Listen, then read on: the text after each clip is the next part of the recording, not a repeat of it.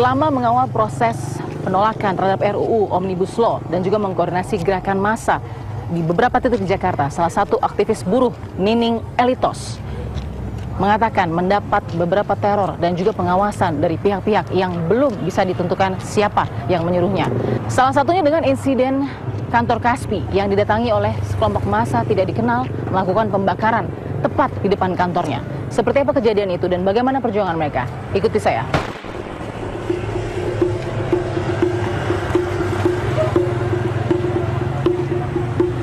Assalamualaikum. Waalaikumsalam.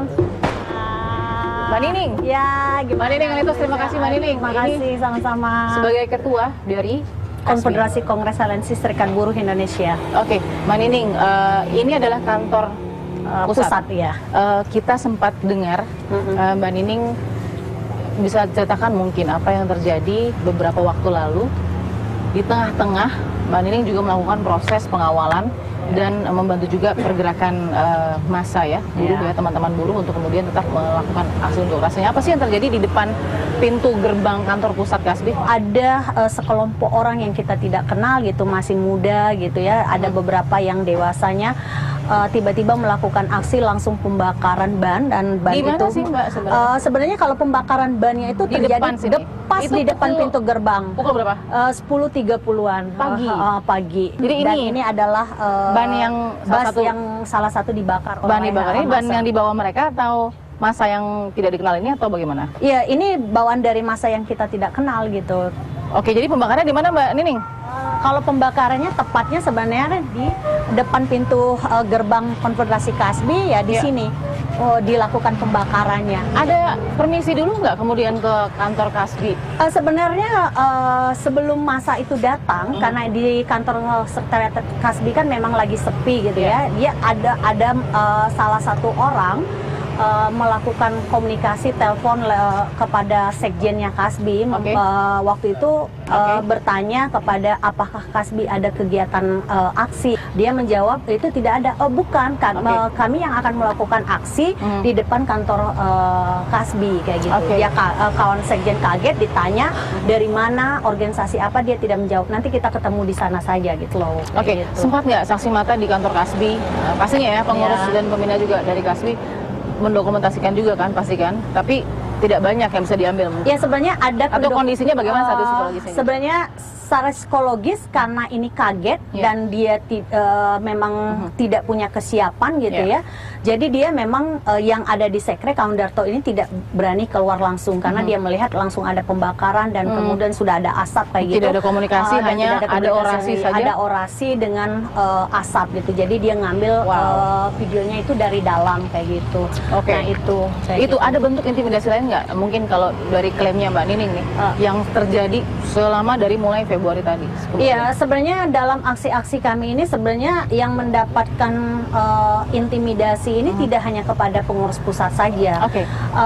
Kawan-kawan kami, anggota kami di level pabrik gitu ya, di kota-kota itu juga didatangi gitu. Kalau menurun massa tidak boleh besar kayak gitu kan. Ya tidak perlu banyak orang kayak gitu. Toh juga RUU Cilaka ini adalah untuk kepentingan lapangan pekerjaan. Padahal kan sejatinya Omnibus Law ini imbasnya kan tidak hanya kepada buruh yang bekerja di pabrik sektor industri lain, tapi sektor-sektor lain gitu ya, termasuk generasi muda, pelajar dan mahasiswa ke depan tidak punya kepastian kerja, tidak punya lagi perlindungan hukum, ini akan semakin mengancam kehidupan rakyat kan gitu.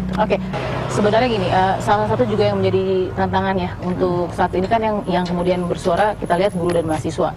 Dan mungkin masyarakat yang sudah aware adanya Omnibus Law. Catatan Omnibus Law sendiri sebenarnya pegang nggak sih Mbak Nining yang sudah ibaratnya ini yang mesti diperjuangkan? Iya, kita dari 76 sekian undang-undang. Dari 79 undang-undang gitu ya, 76 berubah. Karena waktu itu kan awalnya 84 terus berubah jadi 80 terus jadi 79. Saya nggak tahu berubahnya hari ini, tapi setahu saya terakhir itu 79 undang-undang, berbagai macam sektor gitu ya. Terus tapi kemudian sektor khusus ketenaga kerjaan saja itu luar biasa tebal, dan kemudian dari 1028 halaman itu gitu. Kita bisa lihat, mungkin punya. Boleh kita mendokumentasi dan kemudian membuatkan itu. Boleh kita lihat. Jadi Kasbi punya nih, nggak cuma Karena gini, Mbak Nining, banyak yang selalu katakan bahwa buruh hanya demo aja, nggak ngerti isinya, kemudian tidak dipelajari dulu dan lain-lain. Pasti banyak. Iya, orang yang berstatement kayak gitu kan hal yang wajar. Dalam ruang demokrasi hari ini mungkin orang tidak tahu apa yang sudah kita lakukan, apa yang sedang kita kerjakan gitu kan gitu. Inilah kalau Omnibus Law, ya Omnibus Law RUU Cipta Lapangan Kerja. Jadi ini di sektor tenaga kerja. Yang dikompil oleh yang ini ke Kasbi. Nah, apa yang coba disuarakan dari buku setebal 1028 halaman soal ketenaga kerjaan? Ya, pertama menjadi catatan kita adalah di mana pertama persoalan proses ya, proses yang memang tidak ada ruang demokratisasi terhadap rakyat gitu ya gitu. Terus kemudian ada berapa pasal yang dicatat oleh Mbak Nining? Kalau di sini ada 165 pasal. Ini kekhawatiran kita ini kan tidak hanya kalau kita bicara ini baru di sektor tenaga kerja, tapi kalau kita baca di sektor-sektor lain bukan mengkhawatirkan, memang ini mengancam bagi kita semua. Bukan gitu. Khawatir lagi levelnya, tapi ya, sudah mengancam bagi seluruh rakyat. Jadi ini kan belum semuanya nih Mbak Nining. Iya, tadi betul. ada berapa pasal yang 165 pasal. Tapi yang sekarang digarisbawahi untuk diperjuangkan. Ya, pertama kita bicara gini, negara negara seharusnya menjamin bagaimana melindungi seluruh tumpah darah Indonesia. Artinya termasuk rakyat di sana. Nah, kalau kita bicara konstitusi negara, negara harus menjamin pekerjaan dan penghidupan yang layak bagi kemanusiaan. Artinya tidak ada lagi bagaimana negara mengamini tentang persoalan sistem kerja magang, outsourcing, kontrak. Itu kan ketika ini diamini dan kemudian semakin diliberalisasikan gitu, ini artinya negara mengamini tentang perbudakan manusia di atas manusia, kan gitu. Mbak Nining, suara ini kita dengar dan sudah cukup terdengar beberapa kali karena kan selalu berkala ya aksi unjuk rasa yang mudah-mudahan jadi awareness dan pilihan masing-masing untuk menolak atau tidak itu kan dikembalikan lagi kepada publik ya. Tapi Mbak Nining, dengan adanya satu ya intimidasi atau mungkin dugaan teror atau mungkin aksi unjuk rasa yang tadi kita lihat ada buktinya tadi ya, pembakaran ban yang ada di depan kantor Kasbi. Ada nggak rasa ingin stop untuk bersuara pada saat itu? Kami tidak pernah merasa sedikit pun untuk berhenti bersuara. Justru kami meyakini kenapa ini ditekankan kepada kami. Artinya ada hal yang besar, kepentingan kelompok segelintir orang yang kemudian ingin memuluskan ke bagaimana mengeksploitasi sumber daya alam dan sumber daya manusia kita. Sehingga kita sampaikan ketika teror pada tanggal 17 Februari itu, kami menyampaikan dirilis kepada media, kami menyampaikan kami tidak akan merubah sikap kami apapun, walaupun harus kami ditembak pun gitu ya, kami akan tetap melakukan penolakan Omnibus Law gitu. Tetap akan melakukan penolakan. Ya, kami tetap melakukan penolakan Omnibus Law RUU Cilaka secara keseluruhan.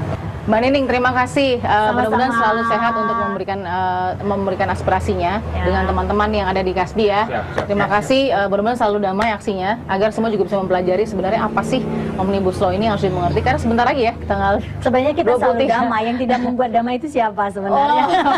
Kita temukan fakta berikutnya.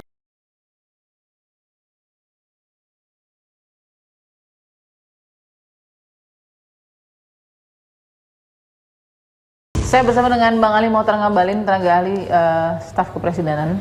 Bang Ali, apa kabar? Alhamdulillah, lama baru jumpa. Lama baru jumpa ya, tapi sehat ya Bang? Oh sehat walafiat, alhamdulillah. Oke, kita konsentrasi sekarang meskipun masih banyak konsentrasi dan fokus pemerintah juga kepada penanganan dan pengendalian corona atau pandemi corona yang sudah disebutkan WHO juga. Kita juga konsen kepada pergerakan massa yang ternyata juga tidak terdengar hanya sayup-sayup karena mereka masih melakukan gerakan-gerakan massa ini di beberapa pelosok Indonesia ya. Kita lihat ada hashtag Gejayan Memanggil, kita lihat ada hashtag Getol Punya Jawa Timur. Satu pertanyaan besar juga Bang Ali adalah sebenarnya siapa sih inisiator naskah rancangan undang-undang ini? Karena kan tadi Abang bilang ya, ini kan semuanya masuk nih, dari pemerintah bisa, dari DPR bisa, dari masyarakat bisa. Tapi kan kita ingin tahu sebenarnya inisiatornya siapa? Karena inisiator rancangan undang-undang Omnibus Law dibuat, pasti ada drive-nya, ada dorongannya gitu. Nah di meja kerja istana tuh sebenarnya menerima itu siapa sebenarnya inisiator utama dari Omnibus Law? Bagi Presiden tentu awal dari pembahasan undang-undang Omnibus Law ini kan dengan satu kepentingan. Kepentingan yang pertama itu adalah semua regulasi yang begitu panjang dan berbelit-belit bagi pandangan Bapak Presiden dengan Undang-Undang Omnibus Law itu akan bisa mempermudah dan memperjarak, memperpendek urusan, apalagi terkait dengan masalah investasi. Presiden punya satu rancangan, punya satu agenda besar yang disebut dengan Foreign Direct Investment. Jadi kalau dulu orang menunggu untuk datang investment, menunggu investor, sekarang menjemput. Oke, jadi saya klarifikasi dulu ya Bang. Ya, berarti sebenarnya ini juga salah satu inisiasi dari Pak Presiden juga Omnibus Law, atau posisinya Pak Jokowi ini menerima ide Omnibus Law ini? Tidak. Dalam naskah Tidak. ya? Kalau gagasan Omnibus Law ini adalah murni pikiran Bapak Presiden. Murni pikiran Pak Jokowi. Presiden ingin agar semua urusan yang terkait dengan investasi, kemudian urusan regulasi yang panjang, birokrasi yang panjang, berbelit dari satu meja ke meja yang lain. Sebagai seorang bekas wali kota beliau tahu, sebagai seorang bekas gubernur beliau pasti tahu. Ya, kalau bisa dipercepat kenapa harus diperlambat? Kalau bisa diperpendek kenapa harus diperpanjang? Kalau bisa dipermudah kenapa harus dipersulit? Dengan adanya gejolak ini Pak Presiden bagaimana Bang Ali? Kita lihat kan dari mulai Januari awal itu ada sedikit-sedikit, nah kesini makin kelihatan sampai nanti ujungnya mungkin pada saat ketok palu gitu. Saya waktu diundang kemarin disuruh Bapak Presiden menghadap sekitar tanggal 4 kemarin juga, Presiden sempat sampaikan juga bahwa kalau masih ada yang terus, karena memang harus digodok, harus diperbincangkan, harus dipertajam, harus didiskusikan dengan sangat keras. Tapi tetap kita harus dingin untuk bicarakan tentang undang-undang. Presiden tahu dengan protes di televisi, bahkan ada 1-2 kali kalau nggak salah sudah pernah ada di jalan, juga tidak ada masalah. Kan namanya juga ini draft. Namanya juga ini naskah, namanya juga ini masih dalam batas-batas orang berdiskusi untuk bisa menemukan undang-undang yang baik dan benar. Kalau ada ruang itu, artinya ada ruang rapat dengar pendapat dong. Ada RDP gitu ya Bang. Abang sudah berpengalaman di situ. Kalau sudah ada RDP, terus kalau memang semua diundang, semua stakeholders ya, buruh, mahasiswa dan lain-lain, pekerja, karyawan dan lain-lain, kementerian-kementerian sudah diundang, kok masih ada protes? Ini yang pertanyaan juga. Gini. Sekarang kan dilihat ya, umpama undang-undang cipta lapangan kerja. Maka pasti ada buruh yang diundang, pasti ada organisasi buruh yang diundang, pasti tenaga kerja yang diundang. Apa yang mau saya katakan dari contoh ini, itu artinya bahwa semua kepentingan, semua stakeholder ada diundang dan dibicarakan terkait dengan pembahasan undang-undang. Poin nomor 2 tadi yang abang katakan soal buruh, mempermudah proses buruh untuk kemudian mendapatkan kepastian kerja, itu buruh kita atau buruh luar negeri begitu Bang? Buruh Indonesia, dia tidak boleh susah, dia punya hak-hak harus diperhatikan. Tapi masih UMR-nya harus segera siap. Tapi masih banyak outsourcing Bang. Itulah yang dalam pembahasan Omnibus Law ini harus jelas. Maka itu mereka harus hadir dalam RDP, mereka harus siapkan dia punya draft. Kalau ada yang outsourcing, kenapa bertahun-tahun, kenapa pabrik tidak memberikan perhatian mereka, kenapa pelaku usaha tidak memberikan hak kepada mereka, kasih jalan, bicarakan, buat undang-undangnya, tidak ada yang salah. Ini negerinya kok, untuk apa kita ragu? Gitu. Bang Ali, terima kasih. Terima kasih. Terima kasih, saya selalu ya Bang ya. Insya Allah, doakan. Baik, kita akan temukan fakta berikutnya. Bagaimana respon Menteri Koordinator Bidang Politik Hukum dan Keamanan Profesor Mahfud MD melihat dan menilai gerakan massa menolak Omnibus Law?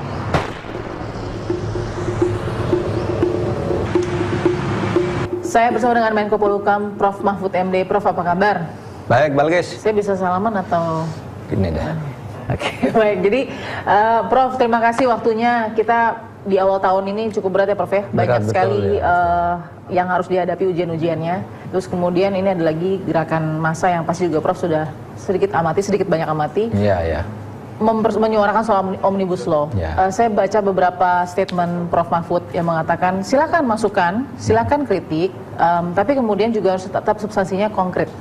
Apa sih Prof dari harapan substansi konkret yang harusnya ada di gerakan massa Omnibus Law ini, menolak Omnibus Law? Rancangan undang-undang sudah jelas dilempar ke masyarakat. Nah, itu dibaca, lalu mana yang dianggap bermasalah. Oke. Saya mengidentifikasi masalah itu ada 3. Satu, karena mereka tidak paham isinya dan filosofinya. Yang kedua, mereka tidak paham tapi tidak setuju. Lalu yang ketiga, memang rancangan undang-undangnya mungkin salah. Gitu. Ada 3. Oke. Nah, kalau tidak paham filosofinya, nanti kita jelaskan kenapa ada Omnibus Law ini. Dulu pemerintah selalu dikritik karena perizinan terlalu rumit, sehingga sulit muncul investasi yang menyerap lapangan kerja. Itu filosofinya, ya. Jangan dikait-kaitkan ini mau mempermudah Cina masuk, mempersulit ini. Tidak ada investasi siapa-siapa, Cina bukan Cina, dalam negeri, luar negeri, satu filosofi.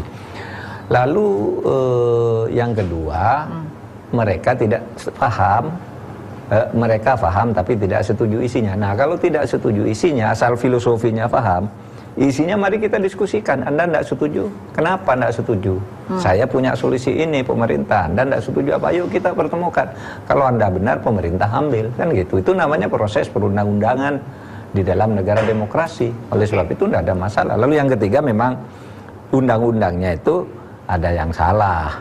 Misalnya bahwa PP bisa mencabut isi undang-undang. Nah, itu ya pemerintah harus mengakui bahwa itu dikeluarkan saja, itu tidak bisa jadi isi undang-undang.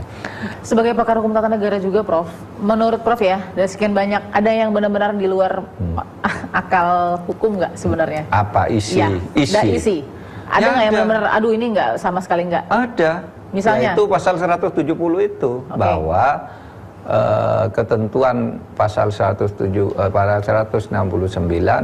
bisa dicabut dengan peraturan pemerintah, itu kan di luar nalar hukum, berarti salah. Saya katakan di sidang kabinet, kalau ini salah dong, nggak usah mencari alasan bahwa ini apa gitu, wah ini keliru ketik karena salah inputnya, itu kan ketikannya jadi salah juga. Kan gitu. Oke. Komitnya teman-teman buruh dan mahasiswa akan terus dari mulai Gejayan, Getol, Jawa Timur, dan kemudian teman-teman buruh di Subang, Kerawang, Jakarta, Cikarang sekitarnya. Kita akan tetap aksi ini, Mbak, begitu ya, sampai nanti entah tanggal 23 atau 24 ketika paripurna dilakukan. Dan ujung-ujungnya, kalaupun celah itu tetap ada, kan santai-santai saja ya, Prof ya, tetap damai saja. Tapi kalau sampai nggak ada celah itu, angin segar itu ternyata misalnya ya hanya narasi saja, mereka bisa sampai ke titik ekstrem pemogokan nasional. Enggak, saya pastikan celah itu akan dibuka. Nanti DPR akan buka itu. Dan DPR sendiri kan juga sudah membuat masalah yang dipersoalan ke pemerintah kan sekarang. Nah, kalau ada yang mau terus demo juga boleh. Saya kalau tidak jadi menteri ikut demo. Ayo, saya ini gitu. Bisa. Saya juga dulu jago demo. Mas takut pada demo. Oke, jadi artinya nggak mau sampai ada pemogokan nasional karena kan diharapkan tidak. akan berpengaruh kan pasti, Prof. Iya. Kalau sampai ke pemogokan nasional, janganlah. Gitu. Oke. Mari kita bicara baik-baik. Kita juga tahu ada beberapa aktivis-aktivis yang mungkin juga berkoordinasi ya terhadap jajaran mereka untuk kemudian melakukan aksi ini. Boleh atau tidak mereka diintimidasi menurut Prof? Diintimidasi? Siapa yang mau mengintimidasi? Kelompok massa Ngelapor ke datang saya ke aja. kantor buruh. Ngelapor ke Prof? Apanya aparat mengintimidasi mereka? Bukan, kelompok massa datang kemudian menolak mereka untuk melakukan, memberikan suara aspirasi untuk menolak Omnibus Law atau protes terhadap Omnibus Law. Iya, enggak apa-apa. Tidak akan diintimidasi. Mereka mau mengintimidasi aparat atau apa? Enggak, Mereka kan? merasa diintimidasi beberapa aktivis. Enggak, bilang aja ke saya siapa gitu. Langsung, Iya. oke. Jadi Prof Bilang langsung ke saya, nanti saya panggil atasannya. Saya beritahu itu keliru. Ini negara demokrasi. Baik, Prof Mahfud terima kasih. Bagus. Belum juga disahkan, gemuruh penolakan terhadap rancangan undang-undang Omnibus Law kembali terdengar. Kekhawatiran para buruh, mahasiswa, dan juga lapisan masyarakat lain terlihat dalam aksi-aksi di berbagai daerah di Indonesia secara bergiliran. Massa yang menolak naskah RUU Omnibus Law ini menganggap isinya merugikan kemaslahatan rakyat. Mendengar penolakan ini, pemerintah pun membuka lebar masukan serta kritik agar kelak DPR bisa membuat undang-undang yang baik dan disepakati bersama. Nampaknya kita masih akan melihat beberapa waktu lagi bagaimana semua pihak dan stakeholder duduk dan berpikir matang-matang bagaimana undang-undang Omnibus Law ini bisa menjadi undang-undang demi kepentingan nusa dan bangsa. Saksikan terus Fakta setiap hari Senin pukul 21 waktu Indonesia Barat bersama saya, Balkis Manisa.